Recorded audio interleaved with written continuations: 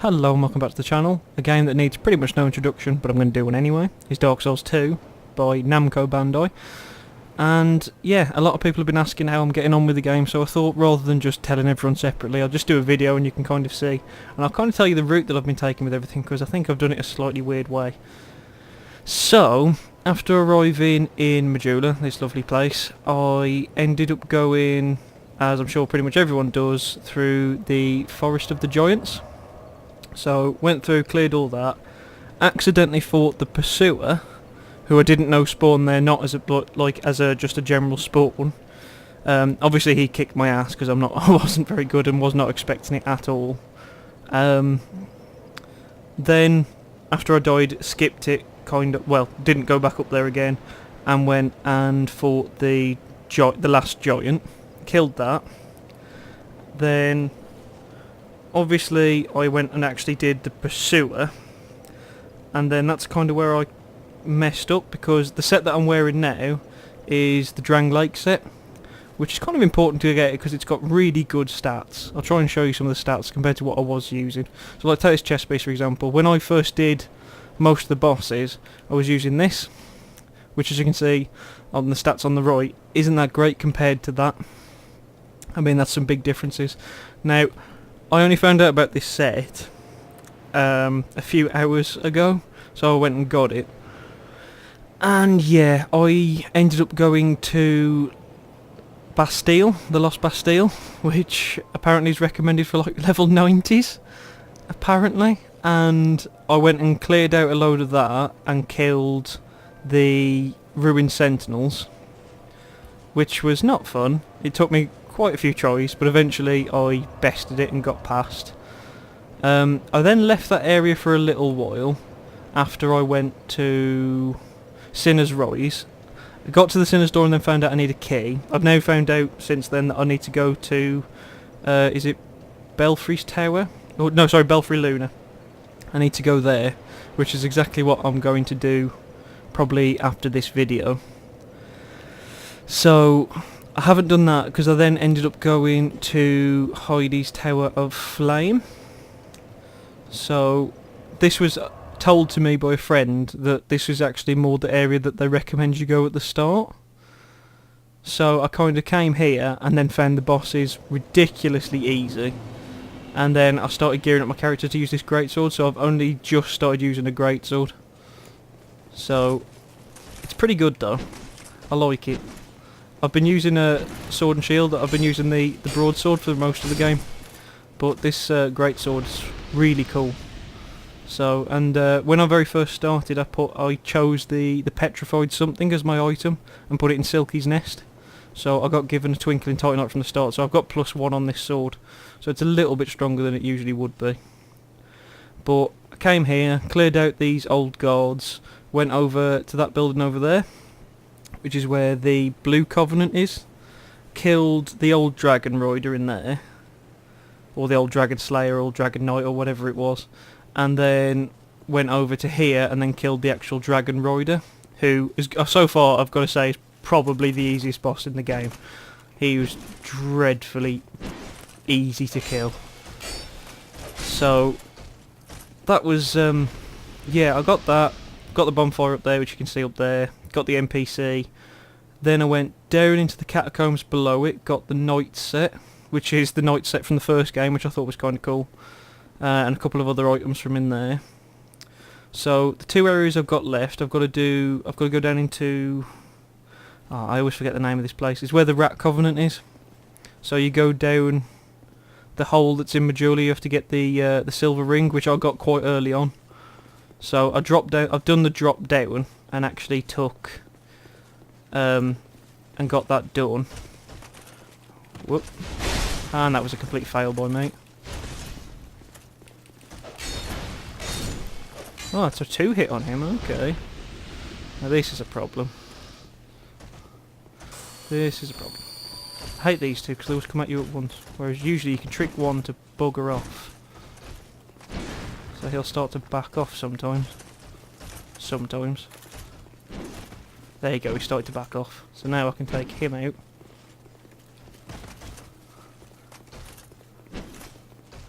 That's it. There's a good lad. And done. So yeah, my next play, I'm either going to go to Belfry Luna next, or I'm going to go to the Rat Covenant next. I'm thinking I'll probably do Belfry Luna. The reason I've left both of those areas is because I know that they're PvP zones, so people spawn in to kill you and stop you, so I've kind of chickened out and I've been putting it off for as long as I physically could. Come on, are you gonna fight me? Come on, because I need to... The reason I'm killing these guys again, even though I have really no reason to be here at all, is the fact that I want to get a few extra souls just to buy some more life gems. Oh dear. No, no. That was naughty. So yeah, I'm not so much farming, I just want a couple more, just so that I can afford a few more life gems, because I've only got 16 left, and I don't like relying on flasks, because flasks require you to stand still, and standing still when you're in trouble is not a good idea, I've found. Oh. No. No. No. And... tricked. I like fighting these just because they're easy, just because they're big and lumbersome. So, it's usually easy to get around them. So yeah, I've had good fun with this though. Lost Bastille was not the best place to go right at the start, I've got to say. The Ruined Sentinels were horrible. Trying to kill them with, well, the Falconer's set, which isn't that great to be honest. And I was using my broadsword, which I think was only a +4 at the time. So... I also didn't have the Dragon Lake shield. I think I was actually using a pre-order shield. Yeah, I think I was using this bound wooden shield, which is this horrible thing. Just because it was the only decent shield that I'd got at the time. But like since then I've got a few other shields, so I've got this really awesome one now. Which I think are really cool. So I love big shields on these games. But obviously... I'm already pretty over... I mean, now I'll have fat roll as well with that. So I roll really slowly, which is no good. So at the minute, I like keeping... Medium roll seems to fit me quite well. So rolling a lot quicker. Fast roll, I generally don't find that useful. Just because now that I've got this actual Knight Shield, since it's 100% block, as long as I've got the stamina for it, I can block most attacks.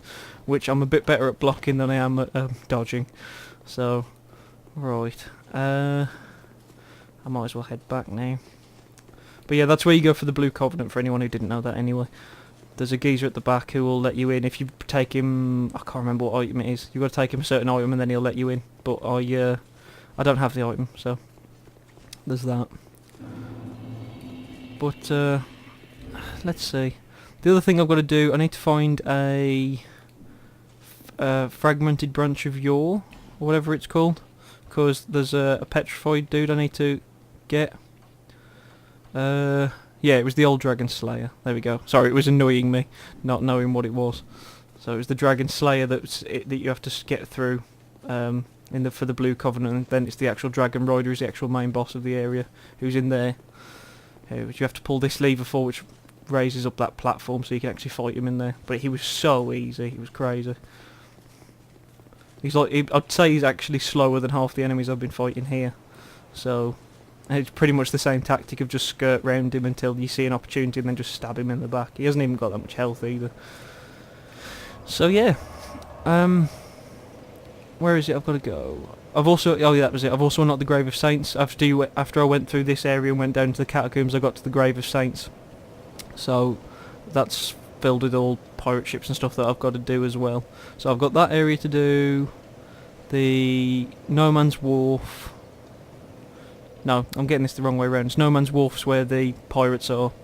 Grave of Saints is where I've got to go for the rats. And Belfry Luna, I need to go from Lost Bastille, I think. Let me just quickly pop to Majula. And I think I'll quickly go and buy these life gems while I remember. And then I might go and get myself set up to do Belfry Luna. And right, I just want... oh, there you go. yeah, I just want maximum amount of those. Yep. There we go. Thanks. That's better. 32 is a little bit better. Bloody hell. Well, there we go. I do love some of the weapons in this. They're pretty crazy. So I'm just gonna go get myself. I'm just gonna go get Belfry Luna open. Plus, there's an item that I've missed. So I would like to sort that out. So apparently I need to go down here, and then there should be a chest there. Bam. Sweet. Large club. Cool. This isn't a trap chest, is it? No, it's not, thank God. Okay. Now apparently, if I put a lockstone in here, that will show me a wall. I think it's here. Yeah. And I can bang. And there's Belfry Luna. So that's where I've got to go next. But in that area, anyone who's part of the Covenant there can enter your world to try and defend the bell tower at the top. And up to 2 of them can spawn into your world to fight you. And yeah, I'm not looking forward to that. So that's exactly what I'm going to go do. It's the same with the Rat Covenant as well. As you go through the Rat area, anyone who's joined the Rat Covenant can, well, you get summoned into their world. So they can use those lockstones like I just used to make traps, where like acid is on the floor, and they can try and coax you through the acid, and the acid destroys your equipment. So therefore you get absolutely wrecked. So those are the 2 areas I've got to look forward to. So yeah, just for those people that have been asking how I've been getting on with Dark Souls, that's what I've done so far. I haven't been able to spend as much time with this game as I'd like. So I've just been doing little bits here and there. Spent most of my time in Lost Bastille getting destroyed by the Sentinels. They have just wrecked me. Luckily, eventually I got through with the help of another player who was a priest, so he kept managing to use his miracle to heal. So he distracted when we killed the one at the top when you're on the platform. For anyone who hasn't seen the Sentinels, obviously this is making no sense, so I do apologise. But for anyone who does, you'll know what I mean. So the first one at the top's on a platform, so we managed to kill that one first, and then the 2 at the bottom we basically took 1 each. This is the way it ended up working out. So that was the way I managed to do it, which it took a while, but I got there. So that random person saved me that day, because I was banging my head against a wall trying to do it on my own, frankly. But we got there, so it's cool. So yeah, this has been Dark Souls 2. If you want to see more little update videos with how I'm getting on, then let me know, and I'll do like little 5-minute videos or something, just letting you know quickly what's changed, what I've managed to accomplish, what I've been stuck on, even just a cool area I've seen, because there's some pretty beautiful areas in this game. And some very dark ones as well, which is cool. So yeah, this is what... Oh, actually, before I go, this is one thing that's really annoying me with the PC version. Every time you enter any kind of menu, the mouse appears in the centre for no reason. It's not controllable at all. And it just annoys me. It's like anything. There it is. Just there. But yeah.